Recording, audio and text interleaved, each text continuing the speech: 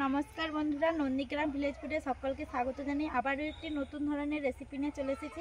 আশা করি তোমরা ভিডিওটি দেখবে, প্রথম থেকে শেষ পর্যন্ত স্কিপ করে দেখবে না। আর বলছি সবাই একটু নন্দীগ্রাম ভিলেজ ফুডে সাপোর্ট করো এবং সাবস্ক্রাইব করে দেবে। পুরো ভিডিওটা তোমরা দেখতে থাকো।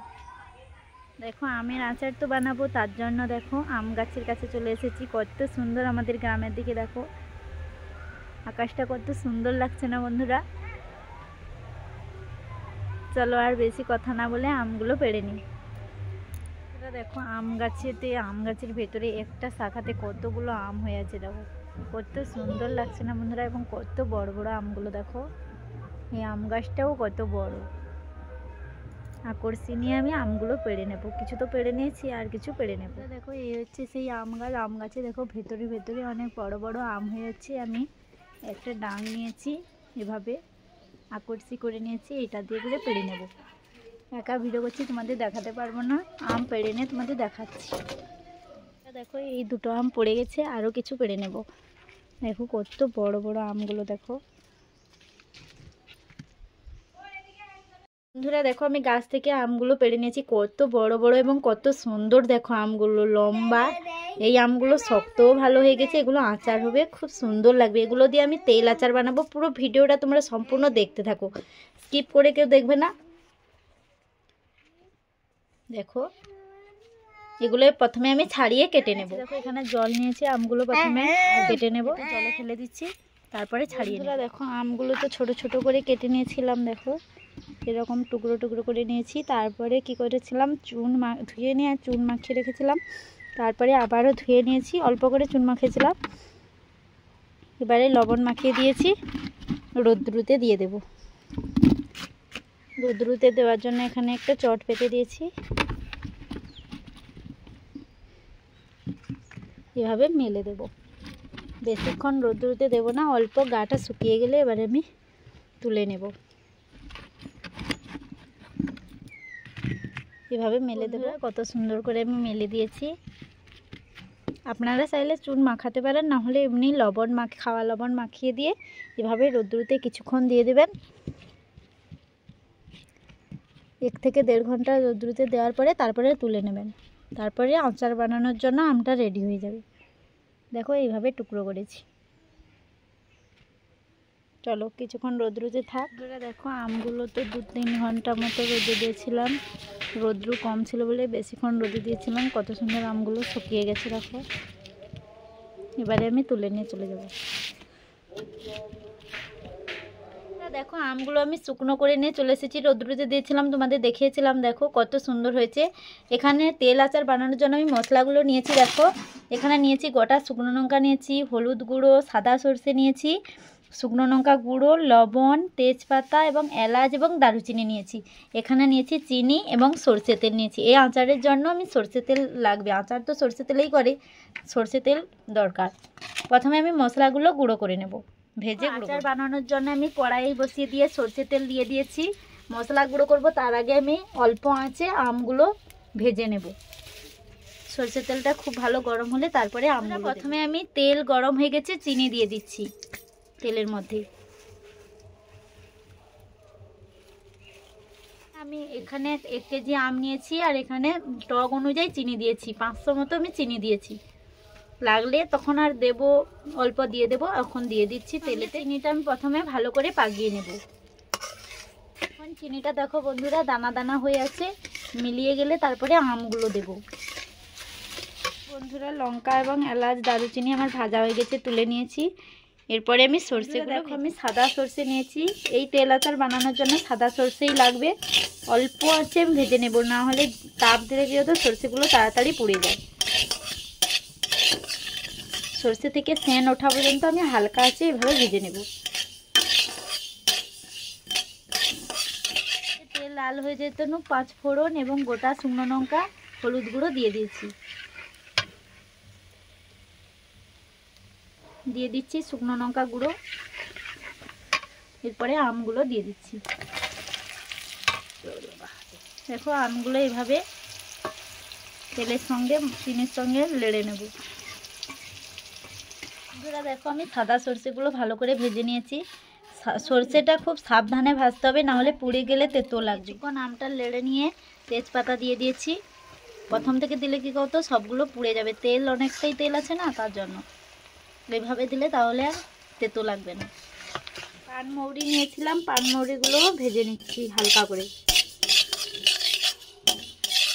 পানমৌরিগুলো বেশি লাল করিনি, এইভাবে ভেজেছি। আপনারা এইভাবে হালকা আছে ভেজে নেবেন, সেন উঠলেই সেগুলো নামিয়ে নেবেন।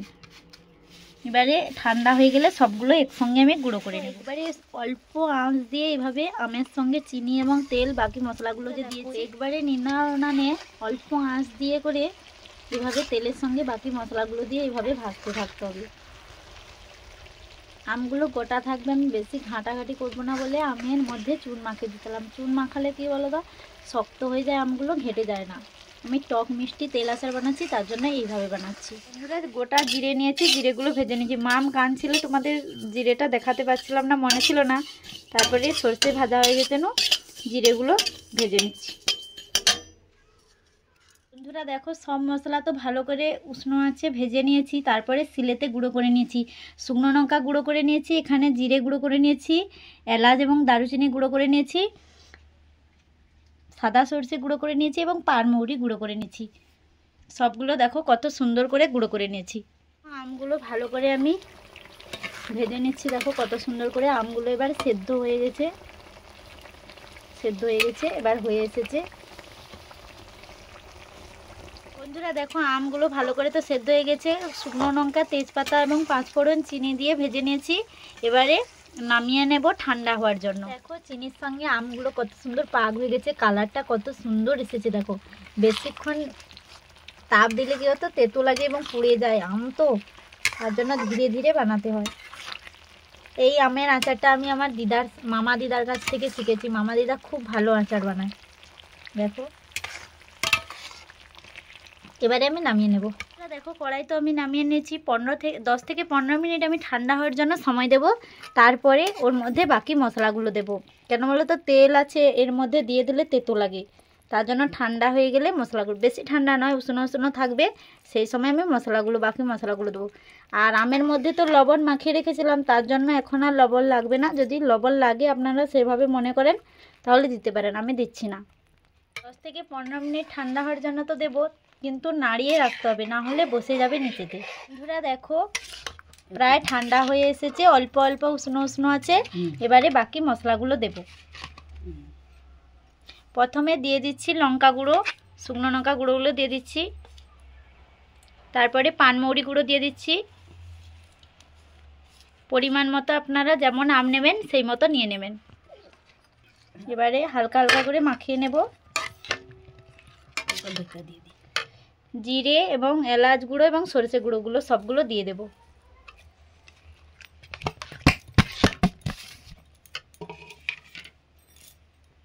এরপরে ভালো করে মাখিয়ে নেব।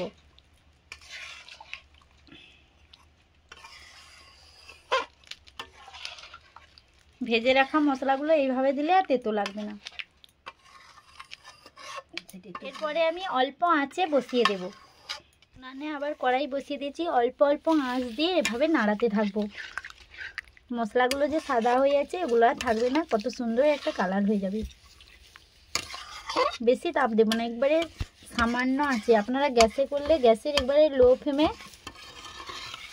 আর উনানে করলে অল্প আঁচ দিয়ে তাপে বসিয়ে দিলেই হয়ে যাবে। বন্ধুরা দেখো হালকা আঁচ দিয়ে তো আমি তেল আচার নামিয়ে নিয়েছি আমের, কত সুন্দর কালার হয়েছে। দেখো আমগুলো আমি বলেছিলাম গোটা রাখবো, তার জন্য দেখো আপনারা ঘাটা ঘাটা করতে চাইলে এভাবে করতে পারেন, কিন্তু চিনির সঙ্গে কিছুক্ষণ আমটাকে ঘেটে নেবেন, ভালো করে নাড়িয়ে নেব। এবারে আমি ঠান্ডা হয়ে গেলে কাঁচের জারে ভরে নেব। আচার বানিয়েছিলাম, ঠান্ডা হয়ে গেছে, এবারে কাঁচের জারে ভরে। একটা কাঁচের জার নিয়েছি, এই জারেতে আমি ভরে নিচ্ছি।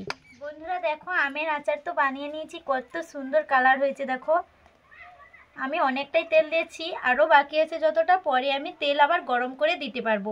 আর বন্ধুরা দেখো কাঁচা আমের তো তেল আচার তোমাদের বানানোর পুরো রেসিপি তোমাদের দেখালাম। দেখো কত সুন্দর কালার হয়েছে। আমের আচার বানিয়ে নিয়ে এরকম জারিতে ভরে নিয়েছি, সারা বছর সংরক্ষণ করে খেতে পারবে। গরমের সময় এবং ঠান্ডার সময় যে বর্ষাকালে যে আমাদের চাষ হয়, সেখানে গরম ভাতের সঙ্গে আচার দিয়ে সব কিছু বা মুড়ির সঙ্গে এই তেলটা দিয়ে খেলে খুবই ভালো লাগে। আমাদের গ্রামের দিকে এই তেলটা মুড়ির সঙ্গে মাখানো হয় বেশি, বা আলু মলাতেও দিলে খুব ভালো লাগে। বন্ধুরা আমার ভিডিওগুলো এভাবে দেখতে থাকো, সবাই সাপোর্ট করবে। এবং নন্দীগ্রাম ভিলেজ ফুড তোমরা প্লিজ সবাই একটু সাবস্ক্রাইব করে দেবে। এই ছোট্ট বোনটাকে প্লিজ সবাই একটু ফলো করো এবং ফেসবুকে এবং সাবস্ক্রাইব। বন্ধুরা ব্লগটা এখানে শেষ করছি, দেখা হবে পরের ব্লগ নিয়ে। সবাই সুস্থ থাকবে, ভালো থাকবে, চলো টাটা।